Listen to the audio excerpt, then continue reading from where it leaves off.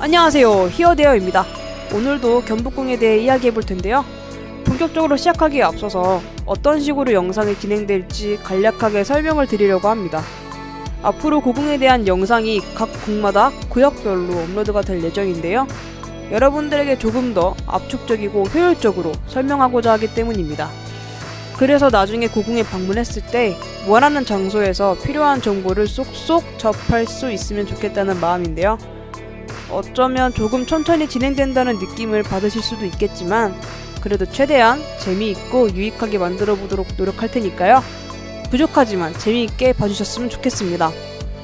저번 영상에서는 경복궁의 역사를 간단히 다루면서 경복궁이 조선의 최고의 법궁이었고 전랑과 일제강점기에 의해서 폐선이 되어 현재까지도 복원사업이 진행되고 있다고 말씀을 드렸는데요.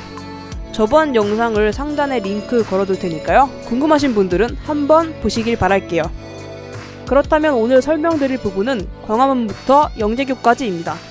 그럼 지금 바로 시작하겠습니다. 레고!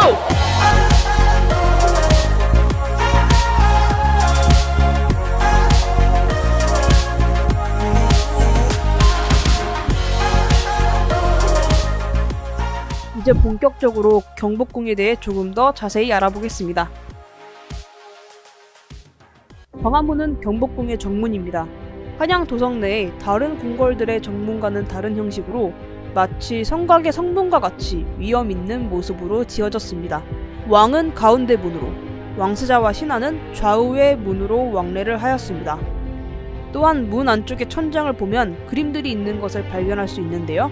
저번 영상에서 말했다시피 경복궁의 각 문은 동서남북에 위치해 있는데 이 그림들은 동서남북을 수호하는 사방신을 나타내며 악을 막기 위한 것입니다. 남쪽인 광화문에는 봉황이, 좌우에는 기린과 거북이가 그려져 있습니다. 봉황이란 수컷을 봉, 암컷을 황이라고 하며 상서롭고 고귀한 뜻을 지닌 상상의 새입니다. 왕의 치세가 널리 미쳤을 때 나타나는 전설 속 신성한 동물로 평안과 성군을 상징합니다. 좌우로 그려진 기린과 거북이에 대해 설명을 하자면 거북이는 기흉을 예지하고요. 기린은 수컷을 뜻하는 기, 그리고 암컷을 뜻하는 린의 두 글자의 결합으로 상상 속 동물입니다.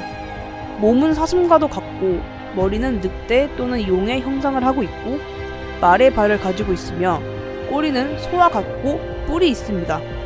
기린은 땅뿐만이 아니라 물 위도 걸을 수 있다고 하는데요.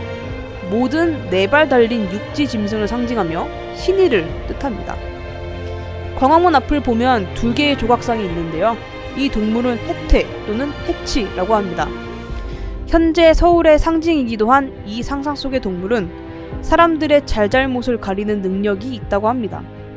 왕이 있는 곳을 수호하는 의미로 해치상을 두었는데 궁궐에 들어오는 사람 중 가마나 말에 탄 사람들은 해태상 앞에서 탈 것에서 내린 후 걸어서 경복궁에 들어갔다고 합니다. 원래는 바로 앞이 아닌 문에서 약 50m가량 떨어진 곳에 위치하였습니다. 하지만 일제강점기 당시 조선 총독부를 지으면서 광화문 주변 일대가 철거하게 되고 해태상을 가져와 장식품으로 조선 총독부 앞에 세워두었습니다. 후에 복원하려 했지만 앞에 도로 상황 때문에 현재까지도 제자리를 찾지 못한 채 있습니다. 광화문 앞에 월대도 마찬가지로 다시 복원하려 했지만 이미 도로가 앞에 만들어진 상황이어서 광화문 앞의 일부분만 복원할 수밖에 없었습니다. 일제강점기 후 1968년에 광화문을 중수하게 되었지만 당시 중앙청으로 쓰이던 구조선 총독부 축에 맞춰 본래보다 각도가 틀어진 채 복원을 하였습니다만 2010년 8월에 다시 복원하여 옛 모습을 찾아 현재의 모습으로 유지되어지고 있습니다. 이처럼 광화문에는 많은 사연이 숨어 있습니다. 광화문을 통과하면 넓은 광장이 있는데 이곳에서 수문장 교대식이 열립니다. 수문장은 조선시대 경복궁 정문 광화문, 그리고 흥인지문, 순례문 등 조선과 궁궐의 문을 지키는 책임자였습니다. 정해진 시간에 맞춰 교대를 하며 광화문을 여닫고 지키는 일을 하였는데요. 그 교대식을 과거와 같이 복원해서 매일 20분씩, 파소의식은 10분씩 대연됩니다. 광화문이 사랑받는 이유 중 하나인 만큼 꼭 시간이 된다면 가서 보시는 걸 추천합니다. 광장을 지나면 흙내문을 마주하게 되는데요. 흙내문은 왕이 있던 곳으로 가기 위해 통과하는 두 번째 문입니다. 현재 흙내문이 있는 이 자리는 과거 일제강점기 조선총독부 건물이 들어섰던 자리입니다. 이는 조선이 일제의 지배하에 있다는 것을 보여주기 위해 일본이 의도적으로 세운 것입니다. 흙내문을 지나 긍정문으로 들어가기 전 이곳에서 돌로 만들어진 수로인 금천과 영재교를 만날 수 있습니다.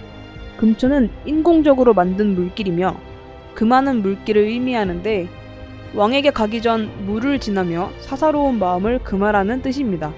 영재교는 경복궁의 금천교의 이름인데 이 영재교를 기준으로 왕이 지내는 신성한 공간과 일반인들의 공간이 나뉩니다. 가운데 길은 임금님만이 다닐 수 있는 어도로 임금은 어가를 타고 이 길을 지났다고 합니다. 금천을 둘러보면 재미있는 동물 모습의 조각이 있습니다. 천록이라고 불리는 이 상상 속의 동물은 왕의 밝은 은혜가 아래로 비치면 나타난다고 하는 전설 속의 동물입니다. 이 중 하나의 천록이 혀를 빼물고 있는데 이는 우리나라 궁궐 조각의 해학적인 특징을 보여줍니다.